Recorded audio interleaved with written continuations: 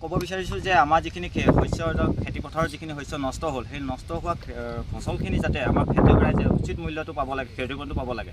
আৰু আমি ONGC কৰ্তৃপক্ষক আমি এইটো বিষয়ে অৱগত কৰিছিলোঁ, তেওঁলোকে কিন্তু পিছুকাই দিছে।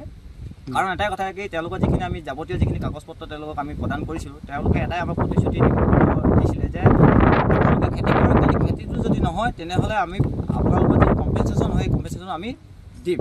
কিন্তু আমি সেই দাবীটো মানি ল'ব বিচৰা নাই। কাৰণ কেলৈ, এতিয়া এই পথাৰখনত যিখিনি ধৰি লওক অনিষ্ট হৈ আছে, অনিষ্ট হোৱাৰ পিছত আমাৰ খেতিয়ক ৰাইজে পথাৰত নামিব নাই। কালি আজি 3-4 দিনৰ আগত এজন খেতিয়কে পথাৰত নামিব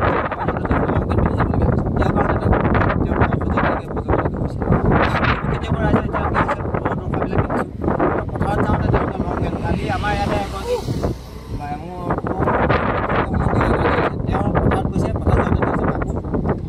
তেল লাগি গৈছে আৰু তেল লাগি যোৱাৰ পিছত সেই কাপোৰযোৰ পেলাই কিন্তু সেইখিনি ব্যৱস্থা কিন্তু আজি চৰকাৰে বা ONGC কৰ্তৃপক্ষে তেওঁলোকে নিজে এবাৰ ভাবি চিন্তি চাব লাগে। 2 নম্বৰ কথা হ'ল কি, যিমানবোৰ হাঁহ মানে আমাৰ পোহনীয়া জীৱ জন্তুবিলাকো এতিয়া ধৰি লওক পথাৰত দেখিছে, চৰকাৰী পথাৰত দেখিছে। আনকালি গৰু নামি থাকে বা ছাগলী নামি থাকে ঘাঁহ খায়, কিন্তু এতিয়া দেখিছে আপুনি গৰু এটা দেখিব পথাৰত, কাৰণ কিয় মানে গোটেই ঘাঁহবিলাকত তেল লাগি গ'ল। 3 নম্বৰটো কথাটো হ'ল কি, ইয়াত যিখিনি মানে ধৰি লওক আমাৰ লোকচান খেতিয়কৰ যিখিনি লোকচান হৈছে, সেই লোকচানটো যাতে অতি সোনকালে আমাৰ ONGC কৰ্তৃপক্ষে আমাক ক্ষতিপূৰণটো দিবৰ কাৰণে আমি আমাৰ কৃষক ৰাইজক ল'বা আমি দাবী জনাই আছোঁ। এইটো কিমান দিনৰ আগৰ পৰা হৈ আছে? এইটো মোটামুটি আপোনাৰ প্ৰায় এমাহে বুলি ধৰি লওক, কাৰণ 1 বিঘা 2 বিঘা মাটি নহয়, শ বিঘা মাটি লোকচান হৈছে।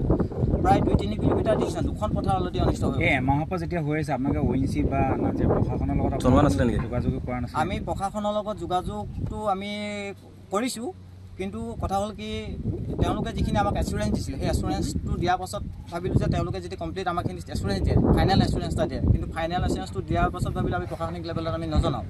কিন্তু এতিয়া ভাবিছোঁ যে ফাইনেল এচুৰেঞ্চটো তেওঁলোকে দিয়া নাই কাৰণে আমি অহা সোমবাৰে আমি ONGC আমাক কম্পেনচেশ্যনটো ফাইনেল আমাক কৰি দিব লাগিব। কম্পেনচেশ্যন যে দিম এইটো ফাইনেল আপোনালোকক আমি খেতিয়ক ৰাইজে যিমান ক্ষতি হৈছে সেইটো ফাইনেল কৰি দিলোঁ। এতিয়া আমি দাবীটো মানি ল'ম, যদি তেওঁলোকে নিদিয়ে তেতিয়াহ'লে অন্যথা আমি অন্য ব্যৱস্থা আইন হাতত তুলি লোৱা ৰেডি আছোঁ। আমাৰ যিডোখৰ মাটি 3 ঘৰ 4 ঘৰ মানৰ তাতে পাইপ ফুটিলে, গোটেই পানী তেল ওলাই তাৰমানে এতিয়া খেতি কৰিব নোৱাৰি মানে, সেয়াৰ পৰা বিয়পিলে গোটেই অঞ্চলটো। হাঁহ কুকুৰা ঢেৰ অজস্ৰ বস্তু মৰিলে, পানী দুনি হেৰি কৰা দিগদাৰ হৈছে আমাৰ। তেলৰ পাইপ ফুটিলে? অঁ, কিন্তু এতিয়া মানে আমি এতিয়া খেতি কৰিব নোৱাৰিম নহয়। খেতি কৰিবলৈ গ'লে মানে অলপমান দিগদাৰ হ'ব মানে, হাল বাবলৈ দিগদাৰ আৰু ৰুওঁতেতো ৰোৱাবোৰ ভাল নহ'ব, হয় নাই? তেনেকুৱা হ'ব। ONGC মানুহ আহিছে নেকি? এইবোৰ কাম কৰি আছে। আপোনালোকে কি আপোনালোকৰ লগত কথা পাতিছে নাই, কি কেনেকুৱা কি হৈছে? আমাৰ লগত কথা নাই পতা নি, এই ডাঙৰ মানুহৰ লগত পাতিছে চাগে, আমাৰ মাইকী মানুহৰ লগত নাই পতা। এইখন পথাৰখনৰ নামটো কি বাৰু? এইডোখৰ এই জেগাটোৰ নামটো কি? নেচাগড় আমপতীয়া মাইগাঁও। কিমান মান আছে মাটি ইয়াত? মাটি পথাৰৰ মাটি এতিয়া মই সিমান